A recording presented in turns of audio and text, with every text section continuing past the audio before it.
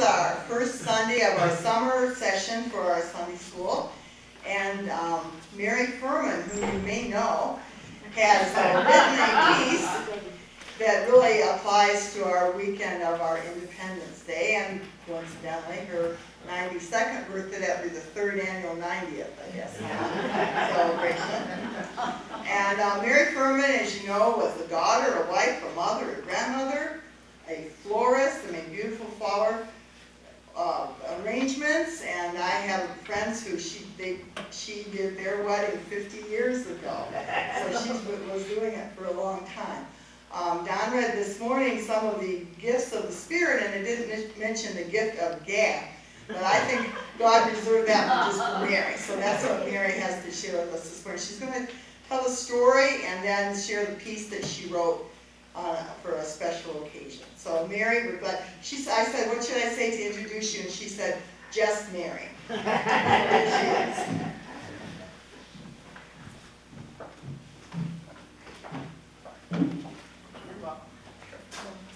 Must I go up there? Can you hear me by the microphone? We can put the microphone down. I can bring the mic down. With a mouth like mine, who needs a microphone? And I can get in more trouble. Come here. I can get more trouble without trying than anyone I know.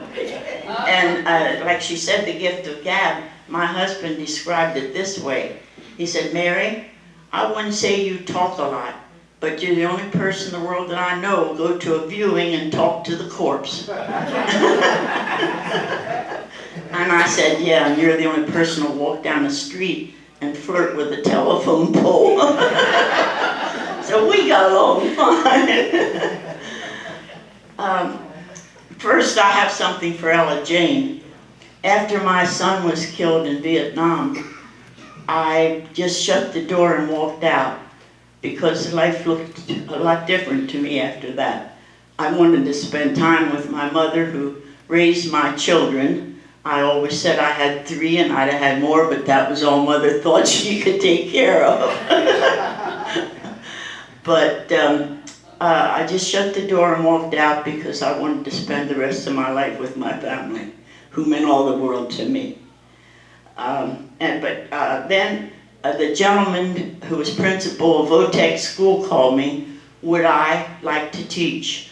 The florist in the school had to go to, for an operation, Mr. Fry. So would I come and help them out? So I went and I was there for 3 years. I taught 1 year night school and then 2 years day term. And I brought a letter one of my students wrote for me that I brought especially for Ella Jane.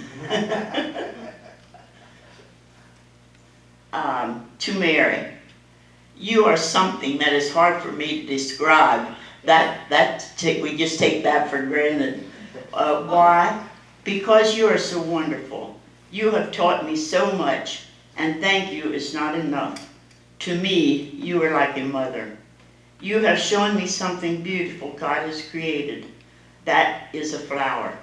You are like a mother because of the love in your eyes and of the understanding you have for others.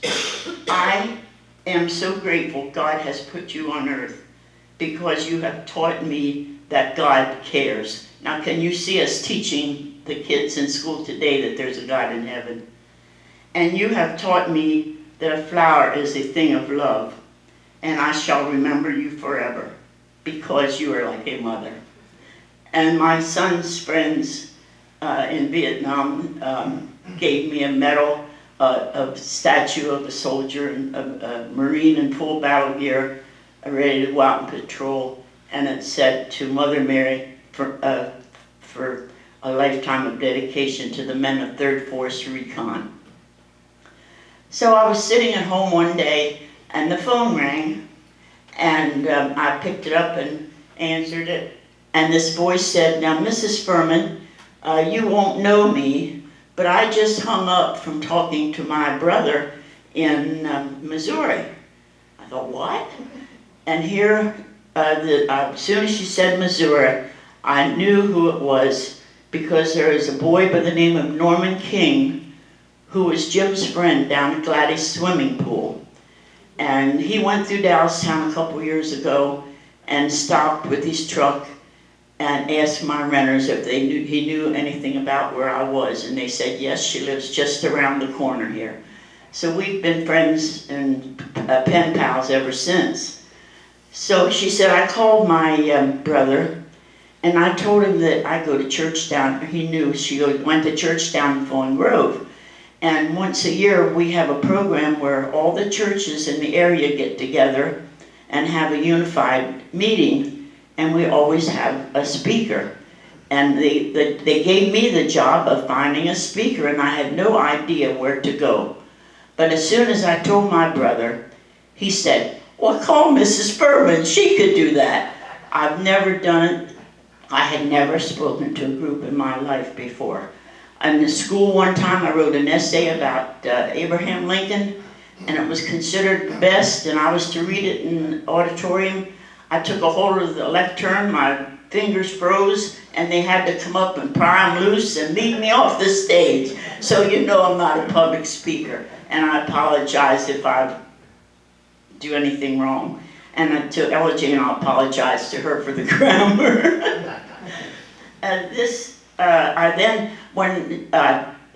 It was the funniest thing, you talk about a God in heaven. I've never done anything like this. A lady I've never seen before calls me through somebody that she talked to in Missouri and approaches me to give a speech for her in front of her church, which I never ever had done. And there was something in me that wouldn't let me say no. And like the dum-dum that I am, I said, yeah, I'll do it. And she hung up. So I thought, oh, for Pete's sakes, I never asked her if they have a theme or a topic or anything special she wanted me to speak about. And she said, I called her back, and she said, well, Mary, our theme is hope. And I thought, oh my goodness. If any word describes me or is important to me, it is hope. So here I go. Then I wrote this, and I asked Reverend Keith to edit it for me and go over it and see if he thought it made any sense at all. And he said, Mary, you're not going to read this, are you? I said, well, I certainly am, or I'll forget half of it. So I hope you'll pardon me for reading it too. Even if it is my own words, I would still forget half of them. Hope. Where would I be without it? Hope is a very hard word to define. Something that is intangible. You can't see, touch, taste, or smell. Is always hard to describe. My crossword puzzle dictionary says it is to trust or desire. But the 11th chapter, first verse of Hebrews reads, what is faith and hope? It is the confident assurance. Now here's the only word that the preacher corrected. I had proof, and he thought assurance sounded better. Now can't you imagine me thinking of to write assurance instead of proof? But anyway, that's his only correction. What is faith and hope? It's a confident assurance that something that we want will happen. It is the certainty that what we hope or wish for is waiting for us, even though we can't see it up ahead. Men of God in days of old were famous for their faith and hope. We hope that we can see the stars at night. In fact, all things were made at God's command, and were all made from things unseen. Therefore, we must never turn our backs on God. As all back through civilization, every country that turned its back on God was severely punished. And this can happen today too. We must maintain our faith and trust and continue to hope and pray for a better tomorrow. I was an only child and was so very close to my grandmother and grandfather and loved them very much. my mother's parents. A lot of you, I don't know, they're a lot before your time, but my grandfather's farm was down where Larry Anderson now lives. And much of my early life centered around that farm. We spent a lot of time with them down on the farm. Dad could help Grandpa on the farm, Mother could help Grandma in the house, and I was the first grandchild and the first graduate from high school. Grandma was looking forward to my graduation and my wedding soon after. However, one evening, I came home from school in York, and Mother said, "You and your dad will have to get along here at home. Grandma had a stroke, and they need me to care for her." Now here is when we really need hope. I hoped that God will restore our loved one to good health and life so that we can have them longer. Oh, how I hoped and hoped for God to make her better. However, this was not meant to be. Seems God had other plans, and our hopes are not always fulfilled. God knew that Grandma had worked hard all her life, and she needed a rest, so He took her home. I still think of her and love her, and thanks to God and His promise of eternal life, I can look forward to seeing her again someday. I married and had 3 children. I also had great hopes for them and their future. First was Ed. And then this was down in Fawn Grove, and I said, some of you may know him, as he spent a lot of time at Gladys Pool in Stewartstown. He was the dearest, cutest, best little baby. My grandpa, who lived with us, said, "Emma, if all your children would be like Eddie, you should have a dozen." No way. I did not. Yeah, what am I here? Want to have more children that I could care for and give a good home, feed, clothe, and educate. Ed never gave us a moment's worry, and he is still a very caring person. Goes to church, has a lovely wife and family, and whenever anyone needs a favor, the answer is call Ed, and he is always there. Then I had a little girl, Kay. Every mother, wants a daughter to love and dress up in pretty dresses.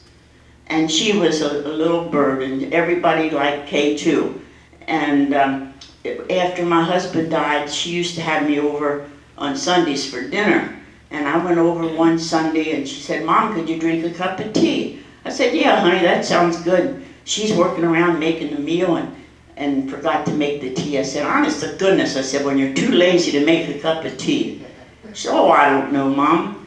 I think if I lived in 4 rooms and had a cleaning lady, I wouldn't go around calling other people lazy." So that was Kay. Here too, I hope that she would grow up, have a happy marriage, and have a happy home and children. In a way, my hopes were fulfilled. She had a nice husband, Denny Carmen, 2 children, was a good wife, mother, worker, but little did I know that God had loaned her to us for only 60 years. She came down with cancer and God took her home. Then along came Jim.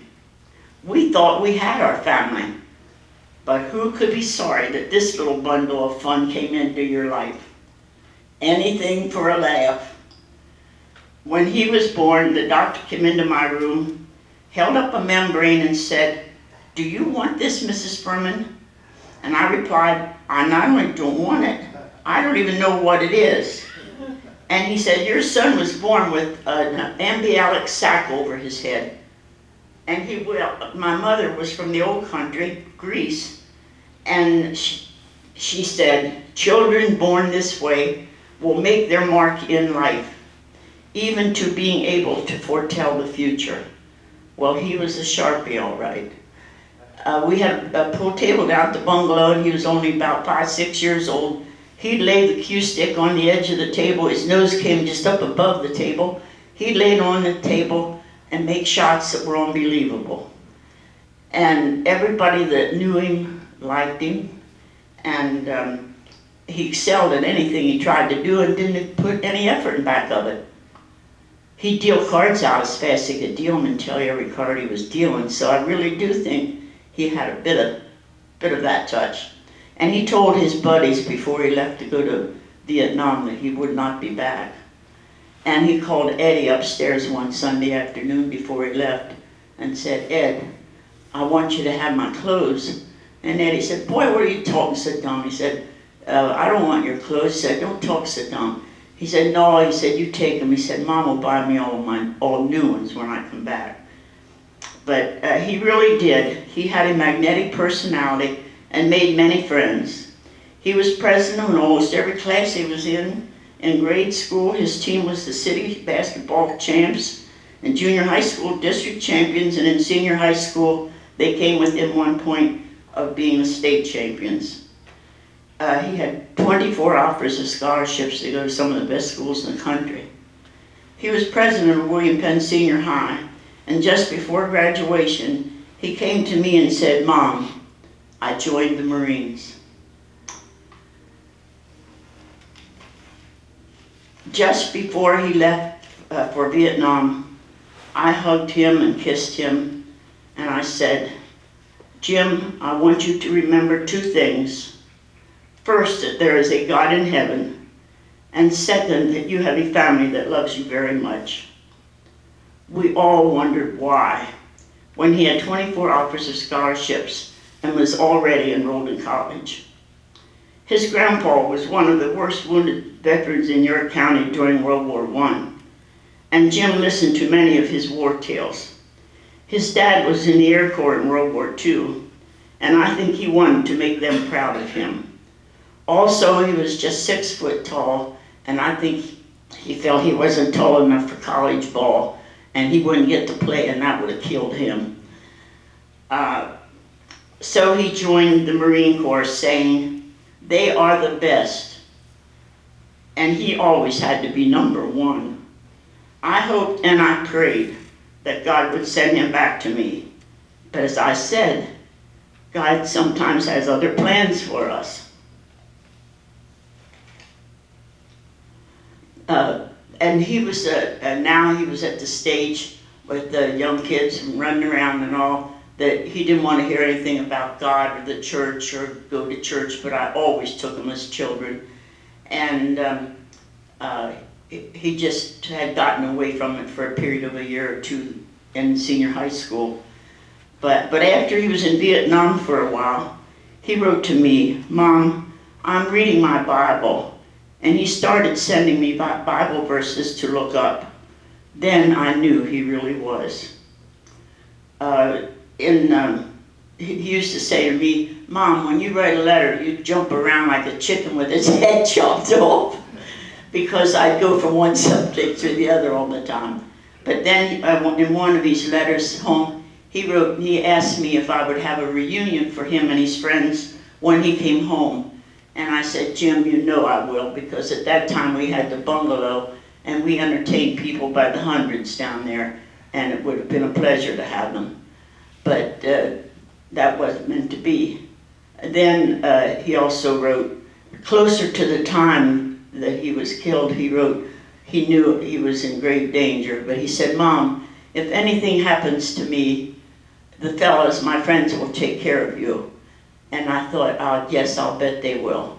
And to this day, it's been 45 years, those men still keep in touch with me and call me mother.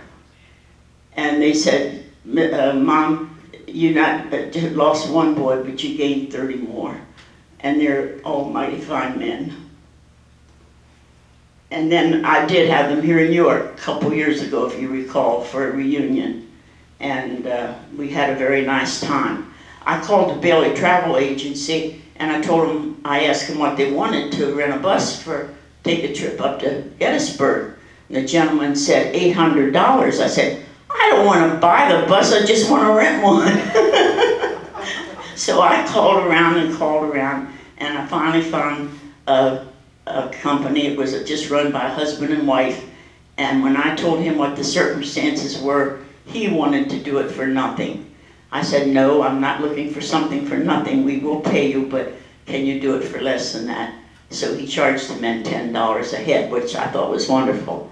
And one of the men was a Civil War buff, one of the Marines, and he gave us a tour of Gettysburg that I'll never forget. I had thought I'd never seen Gettysburg before, and it was a wonderful experience, and they all had a great time. I went around to business people and begged for donations of food and things, and I had a nice buffet table at the hotel for them and made a lot of food and things, and they had a very nice 5 days here in Newark.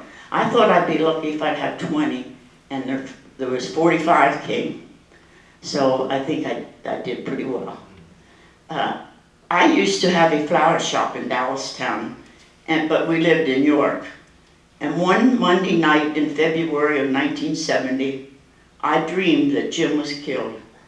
I saw 2 men come up our street in uniform. They went 2 doors past our house, came back, and up on our porch. I went to the door and said, "Oh God, not Jim." Here I woke up sobbing and sobbing. I got up, dressed, 3:30 in the morning, got up and dressed and went out to the flower shop. My husband worked night work, and I did not want him to see me so distraught. The girls that worked for me came in and wondered why I was there so early. I told them what I had dreamed, and they said, "Maybe you were just thinking of him before you went to bed." I hoped and prayed that that were true, but on Sunday, we always had a lot of company, and some of us were down in the recreation room making a tape to send to him. My daughter was laying on the floor playing with her baby. She saw 2 men in uniform come up the street, pass our house, then turn and come back and open our porch. She opened the door and let them in, came to the basement door and said, "Mother, you are wanted up here." I went up, saw them in, and said, "Oh God, not Jim." Only my faith in God and my belief that even a sparrow does not fall to earth unless God wishes it so helped me bear the shock. I also felt that God had spoken to me and sent the vision to help ease the shock when it came. I also felt that perhaps it was better for him to go to Vietnam and lose his life and save his soul than perhaps come home and have it be the other way around. Who knows? Maybe all our hopes and dreams are not always answered the way we wish, but as an only child who has lost mother, father, son, daughter, and beloved husband, I have not lost my faith in God, and I still have hopes of seeing them again. We must never turn our backs on God. Our faith in Him assures our soul's salvation. In response for all He has done for us, let us outdo each other in being kind and helpful and in doing good. Let us not neglect our church, as some people do, but encourage and warn each other, especially since the day His coming back again draws near. Well now, how much more do I need to say? These people of Bible times trusted God, and as a result, they won battles, ruled their people well, and received what God promised them. Only God knows how our lives will unfold. Hope is His gift to us, a window to look through. We cannot know the future He has planned for us. Trust in Him, keep hope in your heart, and even faced with the worst, do whatever you can do to prepare yourself for the best. Hope appears even in the worst of times to give us assurance of God's presence. My own suffering seems slight compared to the heartache and heartbreak endured by others. Remember that sadness does serve a purpose in bad times and good times. Because I believe in God, I look to my faith in sad times. You see, it isn't enough just to have faith. You must also do good to prove that you have it. Faith that doesn't show itself by good works is no faith at all. It is dead and useless. Then I looked up hope in Webster's dictionary instead of my crossword puzzle dictionary, and he defined it a lot more eloquently. He said that hope is a desire accompanied by expectation of our belief in fulfillment. Now you know that didn't sound like me. So then he went on to describe to desire with expectation. How important is expectation? Without it, students get discouraged and drop out of school. Athletic teams fall into a slump and continue to lose. Addicts return to their habits. Marriage partners decide to divorce. Inventors, artists, entertainers, even preachers lose their creativity. Hope isn't merely a nice option that helps us temporarily clear an obstacle. It is essential to our survival. There is a passage in the Bible that reads, "Those who hope in the Lord will renew their strength. They will soar on wings like eagles. They will run and not grow weary. They will walk and not faint." That's Isaiah 34th chapter, 31st verse. Says, hope is the springboard for almost every step we take. And then I had said to Shirley Saylor that I was going to write this, and she had said, well, I have a book about hope at home, Mary, might help you. And I gleaned this from that, and I think it's nice. It was the book was titled Hope Again, and it says, hope is a wonderful gift from God. When we are overworked, hope gives us energy. When we are discouraged and exhausted, it gives us energy when we are, I can't read mine right. When we are discouraged and exhausted. When we are ready to give up and quit, hope keeps us going. When we lose our way and confusion blurs our destination, hope dulls the panic.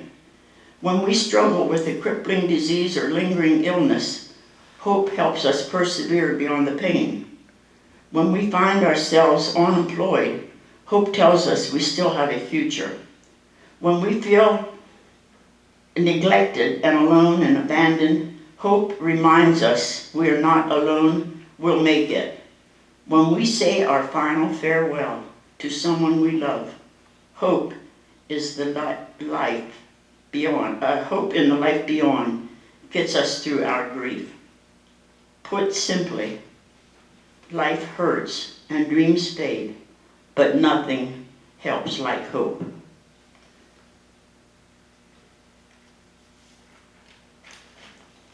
By spending time in prayer and holding on to our hopes and dreams, we invite God to help us overcome our sorrows and misfortunes that come into our lives.